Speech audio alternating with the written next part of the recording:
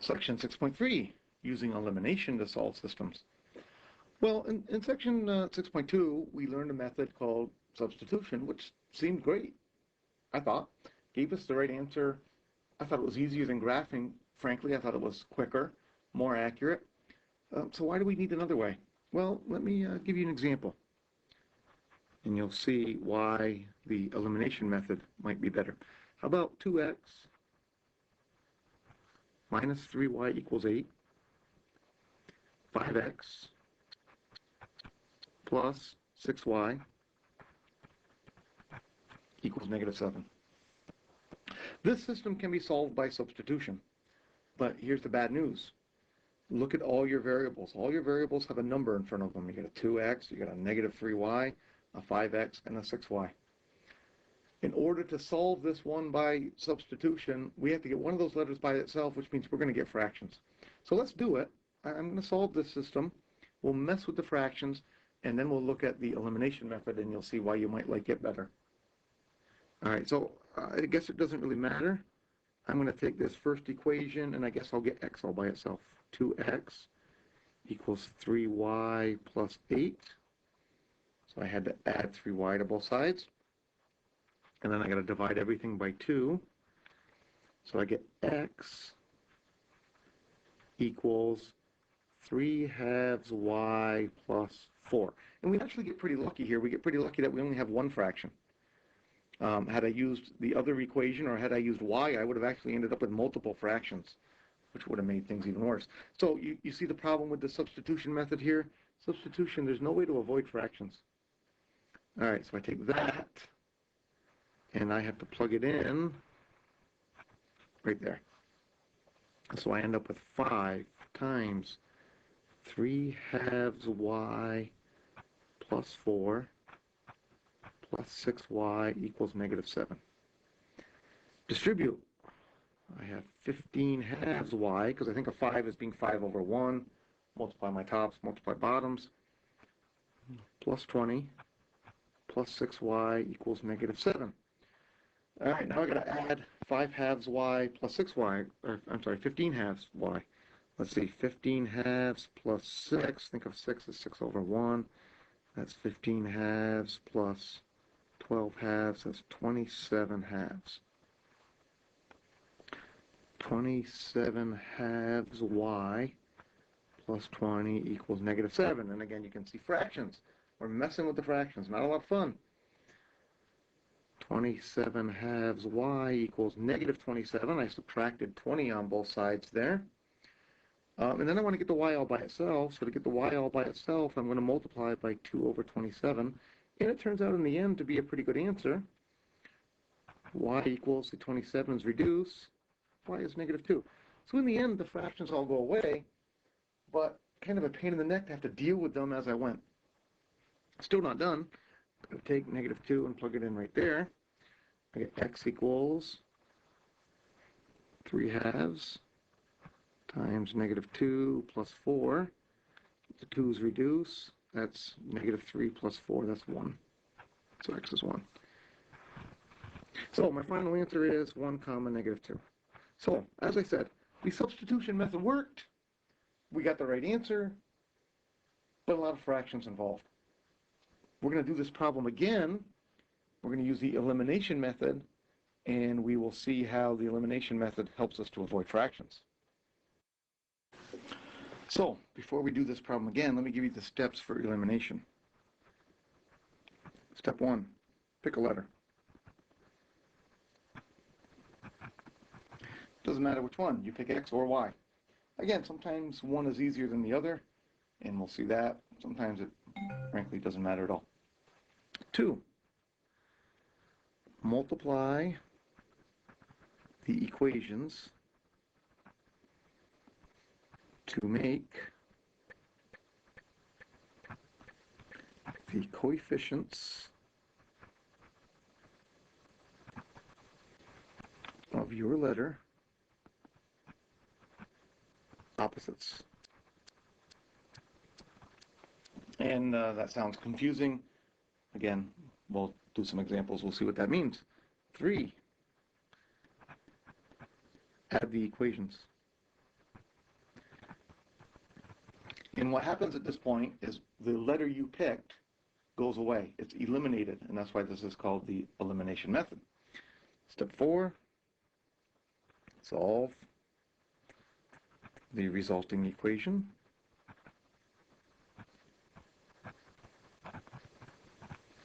Step 5, plug in to find the other variable.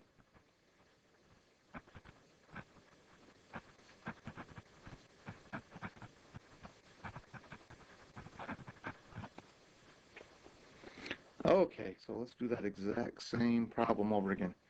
2x minus 3y equals 8, and 5x plus 6y equals negative 7. Okay, I have to pick a letter, x or y. I'm going to pick y for this problem because it's the easier one. What makes y the easier one? Well, what I'm looking at is I can take, my goal is to make the coefficients be opposite numbers. What I'm looking at is I can take this equation and multiply it by 2. And that's going to give me a minus 6y in the first equation and a 6y in the second equation. My coefficients will be opposites. All right, so that gives me 4x minus 6y equals 16. Make sure you multiply everything by 2. That's an easy mistake I see students make. 5x plus 6y equals minus 7.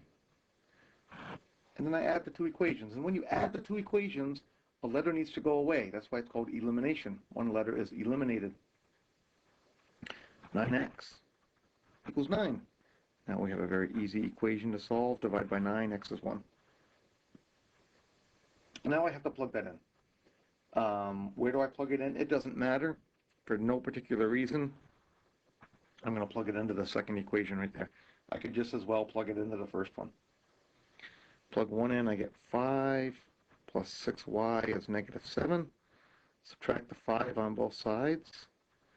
Negative 7 minus 5 is negative 12. Divide, y equals negative 2. So my answer is 1, negative 2.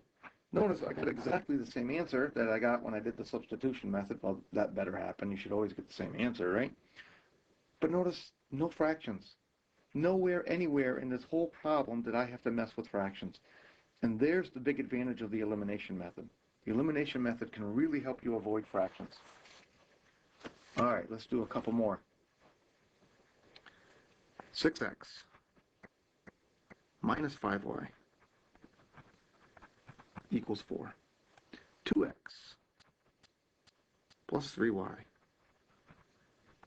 equals negative 8. Once again, I need to pick a letter. It doesn't matter which letter I pick, but this time I do think it's easier to pick the x's. And again, what I'm looking at is I'm looking at the coefficients. I got a 6 and a 2. I can take a 2 and turn it into a 6 real easy. For the y's, I got a 3 and a 5. Not easy to turn a 3 into a 5 or a 5 into a 3. Okay, so I'm going to take this second equation right here, and I'm going to multiply everything by negative 3. That'll give me a 6x in the first equation and a negative 6x in the second equation.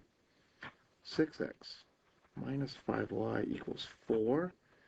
Negative 6x minus 9y equals 24. Again, make sure you multiply everything by 3, everything on both sides of that equation. Add them up, and something should be eliminated. In this case, the x's are eliminated. Minus 14y equals 28. Divide by minus 14, y is negative 2. Take that and plug it in. And again, for no particular reason, I'll use the second equation again, I suppose. Plug it in right there. 2x, when I plug in negative 2, 3 times negative 2 is minus 6, equals minus 8. Add 6 to both sides. 2x, negative 8 plus 6 is negative 2. Divide, x is negative 1. My answer is negative 1 comma negative 2. All right, well, sometimes it's a little bit harder than that, but not a whole lot harder. Let me do another example, show you what I mean. 5x minus 2y equals 8, and 2x minus 3y equals 1. Okay, well, what I see here for my x's, I got a 5 and a 2. not real easy to turn a 5 into a 2 or a 2 into a 5. And for my y's, I have a 2 and a 3. Same thing, not easy to convert one to the other. But here's what we do. Pick a letter. I'm going to pick x for no particular reason. What I do is I look at my coefficients 5 and 2, and it's kind of like finding a common denominator. What's the least common multiple for 5 and 2? The least common multiple is 10. So what I'm going to do is I'm going to take this equation and multiply by 2, and that's going to give me a 10x. And then I'm going to take this equation and multiply by minus 5, and that'll give me a negative 10x. Okay, so sometimes you have to do that. Sometimes you have to multiply both equations. Nothing wrong with it. A little bit more work, but not much. When I multiply both equations, multiply the first one by 2, I have 10x minus 4y equals 16.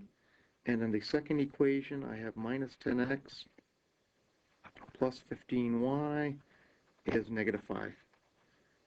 I add them up. 11y equals 11. So y is 1.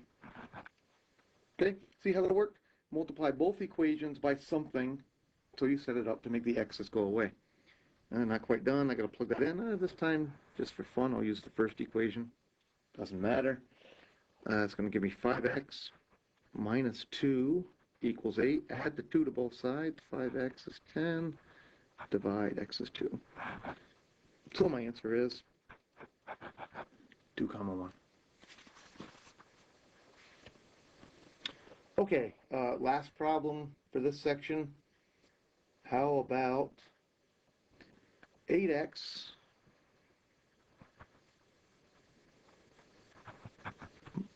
minus 6y equals 4 and 12x minus 9y equals 5. All right, once again, I look at my numbers, 8 and 12, no easy fix there. 6 and 9, no easy fix there. So I pick one. I'll pick y's, I guess. So I look at 6 and 9. What's the least common multiple for 6 and 9? I think it's 18. All right, so I got to multiply the first equation. Got to multiply it by 3, I guess. It'll give me a negative 18 there, which means I need to take this equation and multiply by negative 2 to get a positive 18. Make sure you make one of them positive, one of them negative. Since they're both negative right now, I got to multiply one of them by a negative. So I'll multiply everything by 3. I get 24x minus 18y equals 12. Multiply the bottom one by negative 2. I get negative 24x plus 18y equals negative 10. Something weird happens. Not only did the y's cancel out, which is what I was trying to do, but notice the x's cancel out also. Everything cancels out. I get 0 equals negative 2. Oops, actually it's positive 2, but that doesn't really matter. When does 0 equal 2? Never. So what does this tell us again? This is one of those no solution problems. Or again, you could write inconsistent. Okay, so those work just like they did for substitution. You do your work. When you get something that's clearly wrong, like 0 equals 2, your answer is no solution. If you get something that is clearly right, generally you'll get 0 equals 0. If you get 0 equals 0, that tells you there's exactly the same line, and your answer would be dependent.